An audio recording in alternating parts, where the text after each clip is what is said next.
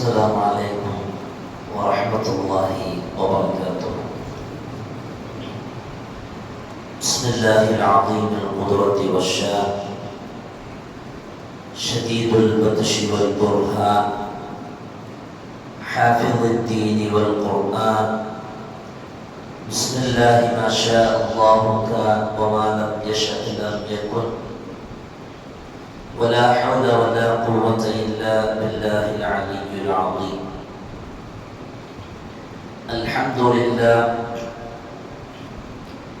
لله رب العالمين، والعاقبة للمتقين، والصلاة والسلام على أشرف المرسلين وعلى آله وصحبه وتبعه أجمعين، أما بعد. فقد قال الله تعالى في القرآن العظيم والفرقان المجيد: أعوذ بالله من الشيطان الرجيم، بسم الله الرحمن الرحيم، وكذلك جعلناكم أمة وسطا. صدق الله العلي العظيم. وقال نبينا وحبيبنا وسيدنا وقرة أعيننا وثمرة فؤادنا محمد رسول الله صلى الله عليه وسلم: أهل الجنة 20 و100 صف، 80 منها من هذه الأمة. صدق النبي صلى الله عليه وسلم. எல்லா புகழும் புகழ்ச்சியும் ஏக இறைவனாகிய அல்லாஹ் ஒருவனுக்கே உரித்தாகுக. அவரின் சாந்தியும் சமாதானமும் ஈருலக வேந்தர் முஹம்மது ரசூலுல்லாஹ் ஸல்லல்லாஹு அலைஹி வஸல்லம் அவர்களின் மீதும், அவர்களின் அடிச்சுவடை எப்படியே அடிபெறாமல் பின்பற்றிய உத்தம சத்திய சஹாபாக்கள், தாபிஈன்கள், தபஉ தாபிஈன்கள், நாதாக்கள், சுஹதாக்கள், அவுலியாக்கள், நம் பெற்றோர்கள், உஸ்தாதுமார்கள், மனைவி மக்கள், இங்கே அமர்ந்திருப்பவர்கள், இன்னும் வர இருப்பவர்கள், நம் ஊர்வாசிகள், அயல்வாசிகள், உலக முஸ்லிம்கள் அனைவர்கள் மீதும் எந்தென்றும் குறைவின்றி நிறைவாக நின்று நிலவட்டுமாக. புனிதமான இந்த நாளில், அவருக்கு பிடித்தமான இந்த இடத்தில் வல்லோன் அல்லாஹ் நம்மை ஒன்று கூட்டியதைப் போல நாளை ஜன்னத்துல் ஃபிர்தௌஸ் என்னும் உயர்தரமான சுவனத்தில் உயிருக்கும் உயிரான உயிரிலும் மேலான கண்மணி முஹம்மது ரசூலுல்லாஹ் ஸல்லல்லாஹு அலைஹி வஸல்லம் அவர்களோடு நம்மையும் நம்மை சார்ந்த அத்துணை பேர்களையும் ஒன்று கூட்டி அருள்புரிவானாக. நோய்கள் அனைத்தையும் ஷிஃபாவாக்கி தந்தல் புரிவானாக. அருமையான சகோதரர்களே, உலக நாடுகளெல்லாம் கொந்தளித்து தங்களுடைய வேதனைகளை வெளிப்படுத்திக் கொண்டிருக்கும் காசாவின் மக்களின் கஷ்டங்களை குறித்து இன்றைக்கு எந்த நாடு காசாவை இஸ்ரேலுக்கு தாரை வார்த்து கொடுத்ததோ அந்த நாடு கூட உள்ளம் இறங்கி வந்து காசாவை தனி நாடாக பலஸ்தீனுக்கு அங்கீகாரம் வழங்க வேண்டும் என்று குரல் கொடுக்கிறது என்றால், ஒரு கோர தாண்டவத்தை பலஸ்தீன் என்கிற அந்த மக்களின் மீது, பலஸ்தீன் என்கிற அந்த நகரத்தை சார்ந்த மக்களின் மீது உள்ளத்தில் ஈரமில்லாத ஒரு கொலகார கும்பல் இஸ்ரேல் அந்த மக்களின் மீது அத்துமீறல்களை நடத்தி வருகிறது. அருமையானவர்களே, இந்த உம்மத்தை பற்றிய சிந்தனை நமக்கு வேண்டும். நாமும் அந்த உம்மத்தை சார்ந்தவர்கள் தான் என்கிற எண்ணமும் நமக்கு உள்ளத்தில் அதிகமாக இருக்க வேண்டும். இந்த உம்மத்தை பற்றிய சிறப்புகள் அல்லாஹ்வுடைய ரசூல் இந்த பூமியில் இருந்து பிரிவதற்கு முன்பாகவே இந்த பூமியில் மக்களுக்கு மறுமை வரையிலே வருகிற தன்னுடைய உம்மத்தின் சிறப்பை இங்கே விட்டு சென்றிருக்கிறார்கள். இந்த உலகத்தில் அனுப்பப்பட்ட எல்லா நபிமார்களும் அவர்களுக்கு கொடுக்கப்பட்ட வேதங்கள், அந்த வேதங்களில் சொல்லப்பட்ட செய்திகள் அத்துணையும் மாய்ந்து போய்விட்டது. ஆனால் உலக பொதுமறையான குர்ஆன் அதனுடைய செய்தி ஒருபோதும் மறைவதில்லை, யாராலும் அதை அழிக்கவும் முடியாது. அதை போலத்தான் அந்த குர்ஆன் யாருக்கு அருளப்பட்டதோ அந்த முஹம்மது ரசூலுல்லாஹ் அவர்களும் அவர்களுடைய உம்மத்துகளும் ஒருபோதும் இந்த சமுதாயத்தை அழித்து விடுவதற்கான எந்த முகாந்திரமும் எந்த எதிரிகளுக்கும் ஏற்பட போவதில்லை. வேண்டுமானால் ஆங்காங்கே அழித்துக் கொண்டே இருப்பதை போல தெரியலாம், காற்றாற்று வெள்ளம் அடித்து வருவதை போல தெரியும். ஆனால் அப்படியே கரைந்து போவதை போல இந்த உம்மத்தை ஆங்காங்கே கூட்டம் குறையோடு மக்களை அழிக்கிறார்கள் என்று உலகத்தில் பரவலாக பேசப்படலாம். ஆனால் அவ்வளவு சீக்கிரத்தில் அழித்து ஒழிக்க முடிகிற ஒரு சமூகம் அல்ல இந்த உம்மத். பெருமானார் ஸல்லல்லாஹு அலைஹி வஸல்லம் இந்த உம்மத்துடைய சிறப்பை பற்றி சொல்லும் போது ஒரு ஜனாசா எடுத்து செல்லப்படுகிறது. நாயகம் ஸல்லல்லாஹு அலைஹி வஸல்லம் அவர்கள் இருக்கவே அந்த ஜனாசாவை புகழ்ந்து சஹாபாக்கள் எல்லாம் பேசினார்கள். ஃபஅஸ்னவு அலைஹா கைரன், அந்த ஜனாசாவை பற்றி நல்ல செய்தியை சொன்னார்கள். நாயகம் சொல்லுவார்கள் வஜபத் அன் வஜபத், கடமையாகிவிட்டது என்று சொல்லுவார்கள். திரும்ப இன்னொரு ஜனாசா எடுத்து செல்லப்படுகிறது. அப்போதும் அந்த சஹாபாக்கள் அந்த ஜனாசாவை பற்றி சொன்னார்கள். ஃபஅஸ்னவு அலைஹா ஷர்ரன், அதன் மீது இகழ்ந்து பேசினார்கள். அப்போதும் நாயகம் சொன்னார்கள் வஜபத், கடமையாகிவிட்டது என்பதாக. உமர் இப்னு கத்தாப் ரலியல்லாஹு அன்ஹு நாயகத்தை பார்த்து கேட்பார்கள், மா வஜபத் யா ரசூலல்லாஹ், என்ன கடமையாகிவிட்டது என்று கேட்டார்கள். உடனே நாயகம் சொன்னார்கள் ஹாதஃனைதும் அலைஹி கைரன், நீங்கள் எதன் மீது கைரை புகழ்ந்து பேசினீர்களோ அந்த ஜனாசாவிற்கு சுவனம் வாஜிபாகிவிட்டது. வஹாதா அத்னைதும் அலைஹி ஷர்ரன், எதன் மீது நீங்கள் ஷர்ரை பேசினீர்களோ அந்த ஜனாசாவிற்கு நரகம் வாஜிபாகிவிட்டது. அன்தும் ஷுஹதாஉல்லாஹி ஃபில் அர்த், நீங்கள் அல்லாஹ்வுடைய சாட்சிகள் என்று எம்பெருமான் முஹம்மது ரசூலுல்லாஹ் ஸல்லல்லாஹு அலைஹி வஸல்லம் அந்த சஹாபாக்களை பார்த்து சொல்லுவார். இந்த உம்மத்து அல்லாஹ்வுடைய சாட்சிகள். நாளை மறுமையில் சாட்சி சொல்கிற ஒரு கூட்டம் பெருமானார் ஸல்லல்லாஹு அலைஹி வஸல்லம் அவர்களுடைய இந்த உம்மத்து. இந்த உம்மத்து எல்லா நபிமார்களை விடவும் சிறப்பில் குறைந்தவர்கள். ஆனால் அந்த நபிமார்களுக்கு வழங்கப்பட்ட எல்லா உம்மத்தினரும் இந்த சமுதாயம் சிறந்தது. எனவே தான் நாயகம் சொன்னார்கள், நாளை சுவனத்தில் நுழைபவர்கள், நாளை சுவனத்தில் நுழைபவர்களை பற்றி நாயகம் சொல்லுவார்கள் 120 சஃப்புகள் சுவனத்தில் நுழையும். 80 மின்ஹா, அந்த 120 சஃப்புகளில் 80 சஃப்புகளும் மின் ஹாதிஹில் உம்மா, இந்த உம்மத்தான என்னுடைய உம்மத்தை சார்ந்தவர்கள் என்று முஹம்மது ரசூலுல்லாஹி ஸல்லல்லாஹு அலைஹி வஸல்லம் இந்த சமுதாயத்தினுடைய சிறப்பை சொல்லுவார். நாயகம் ஒரு இடத்தில் சொல்லுவார்கள், யுதுஆ நூஹ் அலைஹிஸ்ஸலாம், நூஹ் நபி அலைஹிஸ்ஸலாம் அவர்கள் கியாமத்தில் அழைக்கப்படுவார்கள். லப்பைக் வ சஅதைக், அல்லாஹ்வுக்கு அவர்கள் பதில் சொல்லுவார்கள், இதோ பதில் சொல்லிவிட்டேன் ரப்பே. எந்த சமுதாயத்திற்கு நூஹ் நபி அனுப்பப்பட்டார்களோ அந்த சமுதாயமும் கொண்டு வரப்படும். அந்த சமுதாயத்தை பார்த்து அல்லாஹ் கேட்பான், ஹல் பல்லகுத, நீங்கள் எத்தி வைத்து விட்டீர்களா என்று நூஹ் நபியை பார்த்து கேட்பான். நூஹ் நபி சொல்லுவார்கள், நீ சொன்ன அத்துணை செய்திகளை, இறை செய்திகளையும் இறை கட்டளைகளையும் நான் இந்த சமூகத்திற்கு எத்தி வைத்து விட்டேன். நூஹ் நபியினுடைய உம்மத்தை பார்த்து அல்லாஹ் கேட்பான், இவர்கள் உங்களுக்கு எத்தி வைத்து விட்டார்களா? நூஹ் நபியினுடைய அந்த உம்மத்து சொல்லுமாம், மா அத்தானா மின் நதீர், அவர் எங்களுக்கு எந்த எச்சரிக்கையையும் எத்தி வைக்கவில்லை. நூஹ் நபி அலைஹிஸ்ஸலாம் அவர்கள் சுமார் 950 ஆண்டு காலங்கள் இந்த புவியில் மக்களை உழைத்தார்கள், மக்களை தீனின் பக்கம் அழைத்தார்கள். துச்சமானவர்களை அவர்களுடைய அந்த தஅவத்தை ஏற்றுக்கொண்டவர்கள் நாளை மறுமையில் அவர்களுக்கு எதிராக சொல்லுவார்களாம், மா அத்தானா மின் நதீர், எங்களுக்கு அவர் எதையுமே எத்தி வைக்கவில்லை என்று சொல்லுவார்கள். அப்போது நூஹ் நபியை பார்த்து கேட்கப்படும், மன் யஷ்ஹது லக், உங்களுக்கு சாட்சி சொல்பவர் யார், உங்களுக்கு சாட்சி சொல்பவர் யார்?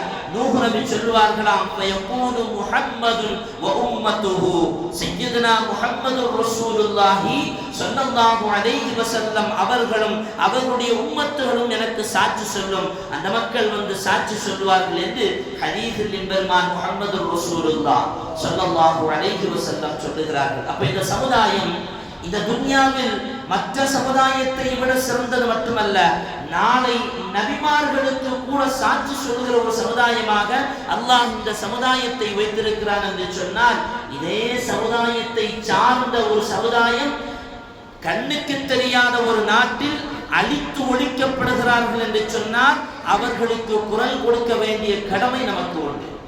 அப்படி ஒருவேளை குரல் கொடுப்பதற்கு நாம் கொஞ்சம் தயங்குவோமே, ஆனால் ரப்பினிடத்தில் பதில் சொல்வதற்கும் நாம் கடமைப்பட்டிருக்கிறோம் என்பதை உணர்ந்து கொள்ள வேண்டும். இந்த சமுதாயம் பெருமானார் ஸல்லல்லாஹு அலைஹி வஸல்லம் அவருடைய ஹதீஸ், அழகான ஒரு ஹதீஸ் நமக்கு பாடம். எவன் நினைத்தாலும் சரிதான், தரைமட்டமாக இந்த சமுதாயத்தை அழிப்பதற்கான வாய்ப்பே இல்லை. நான் ஆரம்பத்தில் சொன்னதை போல ஒரு பெரிய காற்றாற்று வெள்ளம் அடித்து வருவதை போல தெரியும். இன்னைக்கு இஸ்ரேல் ஒரு பெரிய படையோடு வந்து அங்கே இருக்கக்கூடிய காசா மக்களை துடைத்து எறிகிறார்கள் என்று கேள்விப்படுகிறோம். ஆனால் ஒட்டுமொத்தமாக காசாவை அழித்து ஒழிப்பதற்கான எந்த முகாந்திரமும் அவனுக்கு அமையப் போவதில்லை. அதுக்கு முஹம்மது ரசூலுல்லாஹி ஸல்லல்லாஹு அலைஹி வஸல்லம் அவர்களுடைய ஹதீஸ் நமக்கு சாட்சி. நாயகம் சொன்னார்கள், இன்னல்லாஹ ஸவானில் அர்த, எனக்கு அல்லாஹ் பூமியை சுருட்டி தந்திருக்கிறார். ஃபரஐது மஷாரிகஹா வ மகாரிபஹா, நான் இந்த உலகம் முழுவதையும் பார்க்கிறேன்.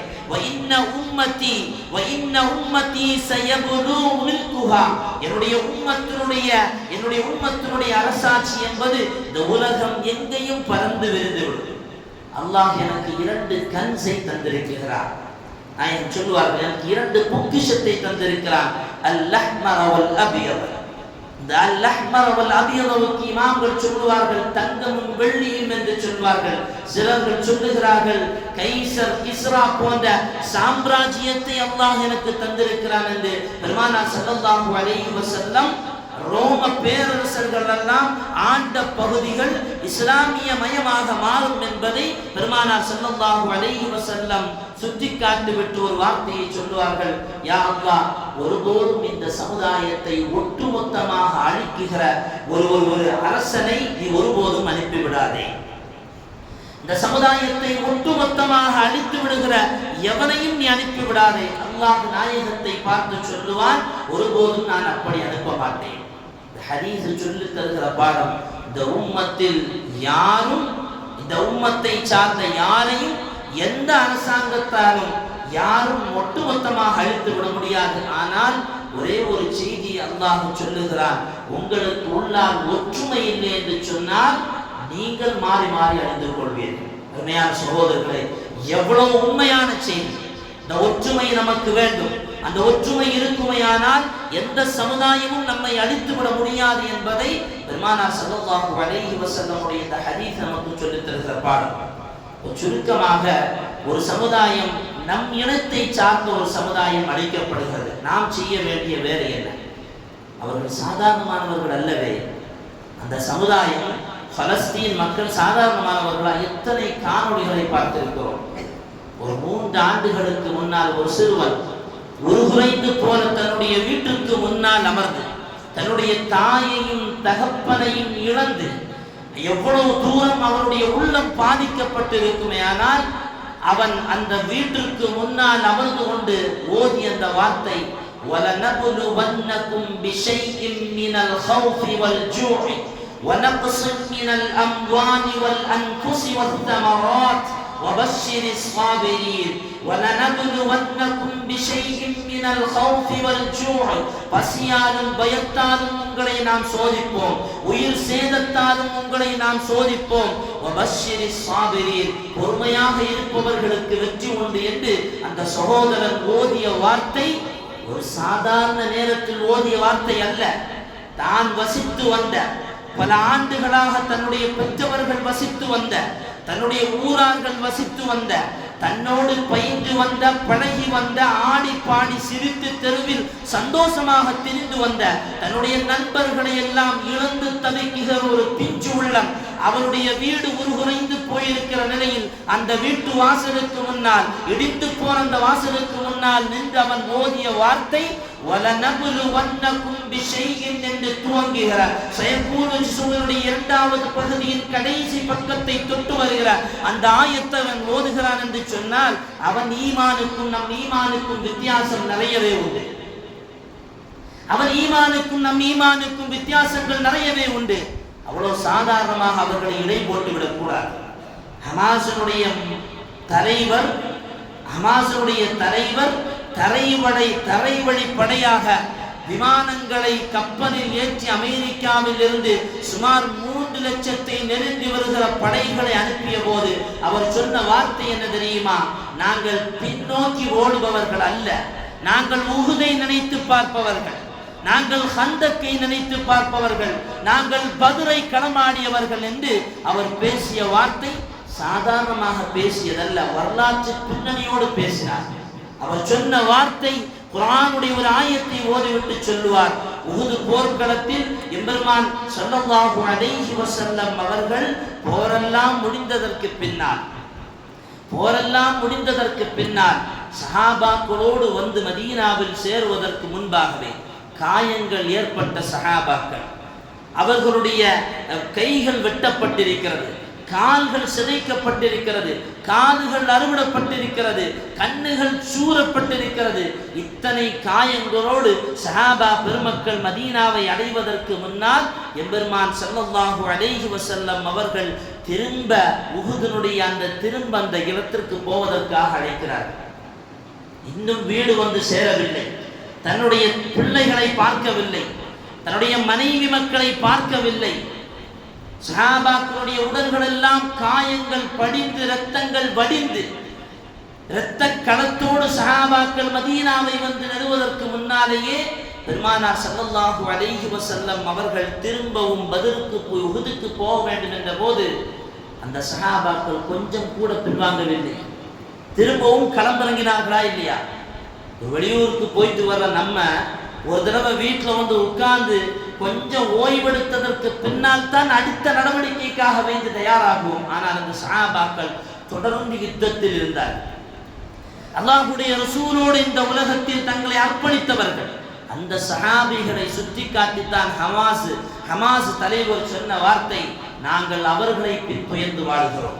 நாயகம் ஸல்லல்லாஹு அலைஹி வஸல்லம் அவர்களை எதிர்த்த அபூ சுஃபியான் ரலியல்லாஹு அன்ஹு அந்த உஹுதுடைய களத்தில் முஸ்லிமாகுவதற்கு முன்னால் அவர் போய்விட்டு திரும்பவும் அடிப்பதற்காக வேண்டி வருகிறார் என்ற தகவல் கேள்விப்பட்டவுடன் அல்லாஹ்வுடைய ரசூல் சொன்னார்கள், திரும்பவும் நாம் உஹுதுக்கு போக வேண்டும். அபூ சுஃபியான் அவர்கள் செய்த வேலை என்ன தெரியுமா? இவர்களை பயன்படுத்த வேண்டும் என்பதற்காக வேண்டி, உங்களை இந்த உம்மத்தை முஹம்மது ரசூலுல்லாஹ்வுடைய சஹாபாக்களை பயன்படுத்துவதற்காக வேண்டி அவர் ஒரு பொய் பிரச்சாரத்தை சொன்னார். முஹம்மதுவையும் அவர்களுடைய சஹாக்களையும் தாக்குவதற்காக ஒரு பெரும் கொண்ட படை இங்கே திரும்ப வருகிறது என்ற செய்தியை அங்கே இருக்கக்கூடிய ஒரு அஅராபி அல்லது ஒரு வியாபார மக்களிடத்தில் சொல்லிவிட்டு, இதை நீங்கள் அவர்களுக்கு எத்தி வைத்து விடுங்கள், நான் உங்களுக்கு அதற்கான பொற்காசுகளை தருகிறேன் என்று சொல்லுவார். இந்த செய்தி கண்மணி நாயகம் ஸல்லல்லாஹு அலைஹி வஸல்லம் அவர்களுக்கு சொல்லப்படுகிறது. எம்பெருமான் ஸல்லல்லாஹு அலைஹி வஸல்லம் இந்த செய்தியை கேள்விப்பட்டு விட்டு திரும்ப மதீனாவுக்கு போவார்கள் என்று எண்ணினார்கள். அபூ சுஃபியான் ரலியல்லாஹு அன்ஹு இஸ்லாத்திற்கு வருவதற்கு முன்னால் நாயகம் சொன்ன வார்த்தை, ஹஸ்புனல்லாஹு வ நிஅமல் வக்கீல்.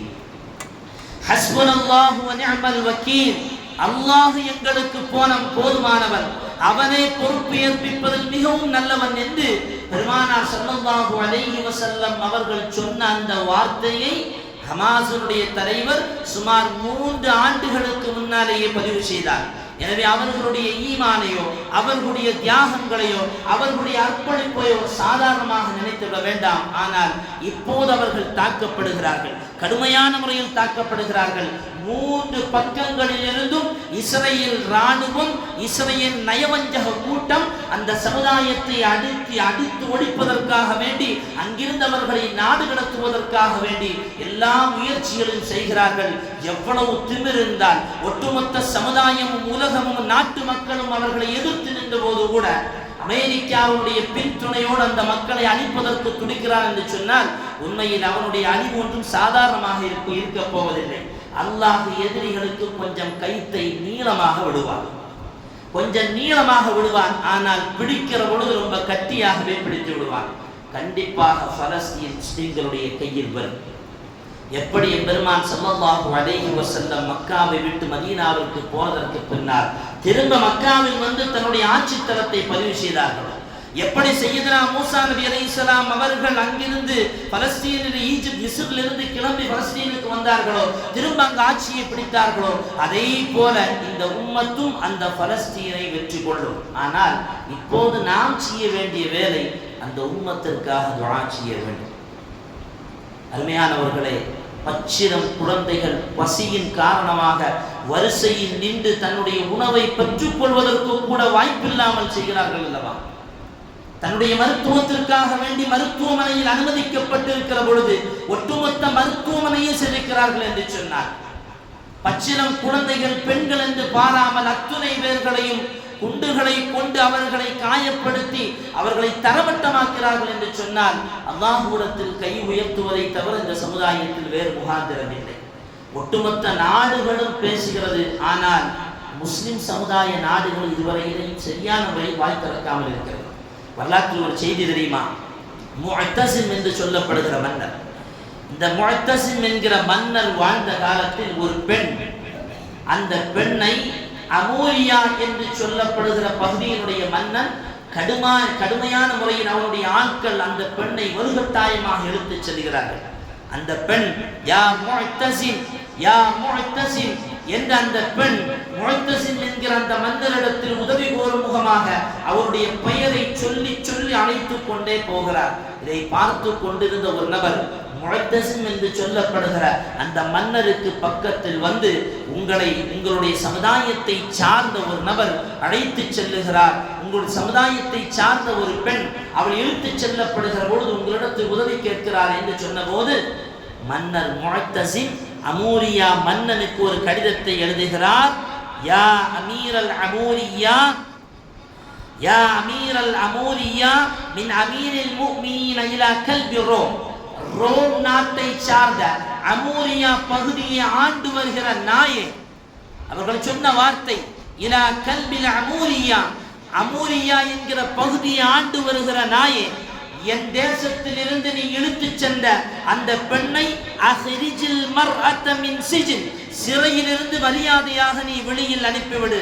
அப்படி அனுப்பவில்லை என்று சொன்னால் வயில்லா அதைதுக பி ஜைஷின் பிதாயத்துஹு இந்தக் வ நிஹாயத்துஹு இந்தி, என் முதல் உன் வரையிலையும் நீண்டு நிற்கிற ஒரு பெரிய படையை கொண்டு நான் உன்னை சந்திப்பேன் என்று அந்த அமூரியா மன்னருக்கு ஒரு கடிதத்தை எழுதுகிறார். இதை பார்த்துவிட்டு எதுவும் பேசாமல் அமைதியாக இருந்த அந்த அமூரியா மன்னனை திரும்ப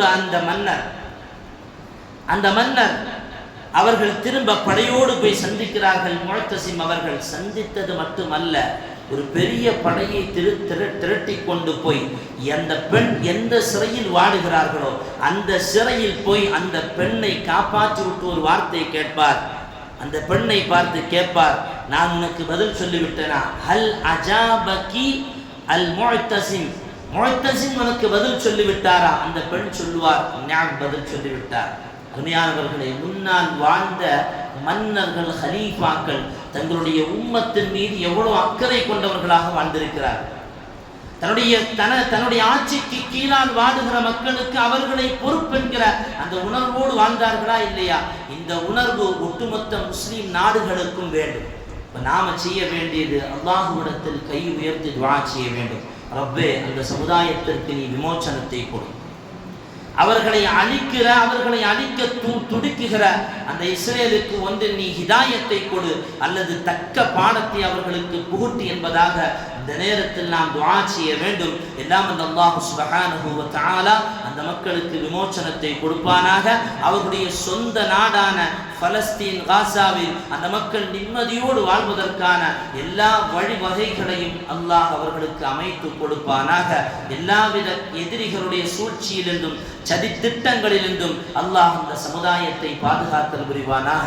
வாஹிரு தஅவானா அல்ஹம்துலில்லாஹ்.